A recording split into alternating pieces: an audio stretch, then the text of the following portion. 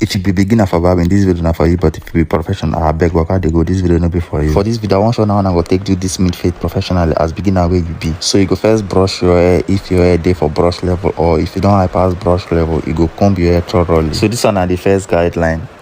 I beg make una no vex. I no reach video when I start to put am because at least I don dey record, but now later I come realize I no reach record. So I just dey use the clip I do and make you see am. Now close blade I take put this first guideline. So you go make sure say you do this guideline around the whole hair and just try make sure say everywhere they equal for both sides. So I want do my second guideline and an open blade I dey use one, and make sure say your guideline space no pass 1 inch. How to know 1 inch now? Now that first line wey dey your finger, see this my finger, that line wey dey, now you go take measure your 1 inch if you know if you measure am with eye gauge. Just make sure say you do the same thing around your hair. Now I dey close the blade, come open as well because I want to rinse that line wey demarcate the first guideline and the second guideline. So I no go close the blade finish. You go always do the same thing for the both sides. And if you dey try to rinse line, make it keep am for ½ inch, make it no go reach where the other guideline starts. Okay, this one na step 1, but na big one compared to the normal step 1 where everybody know for this our local area. So I dey call this one big step 1. The top of the hair. Now this big step 1 with close blade. Now they take load the top of the hair. And as they load the top of the hair, just make sure everywhere they equal. Brush and cross check the hair to make sure everywhere they equal. So after I don't load the top finish, that same step 1 I take load the top, I'll come use am with open blade to take back the hair go up to make sure say the hair dey level well, because when you dey barb am from up come down, this corner they need dey level well like that. So just make sure say you check am well. If you close the blade, see barb am from up come down, just to make sure say everywhere level well. Then remember say na just first guideline, second guideline we don't do. So this level of where they do now wetin go help you as they put your third guideline, it go help you make the work dey easy and to blend am off. And if you still go further, just to use your empty clipper with no guide to level am from this downside, I promise you no go ever regret if you dey do your work like this. When you dey put your third guideline,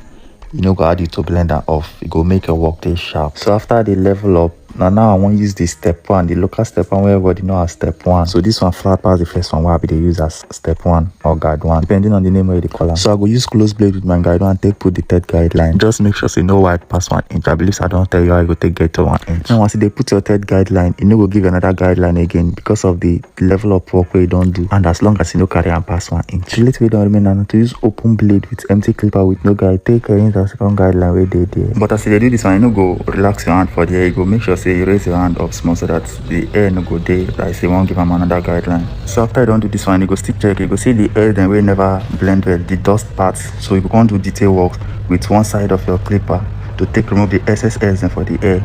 That's called the detail work. So you go do this one for the both sides and you are good to go. See how the hair did before and see how it did now. So if this video really help you, make sure say you share them, like, comment and repost the video, because I dey still drop the tutorial on how to line the hair. So make you follow this account.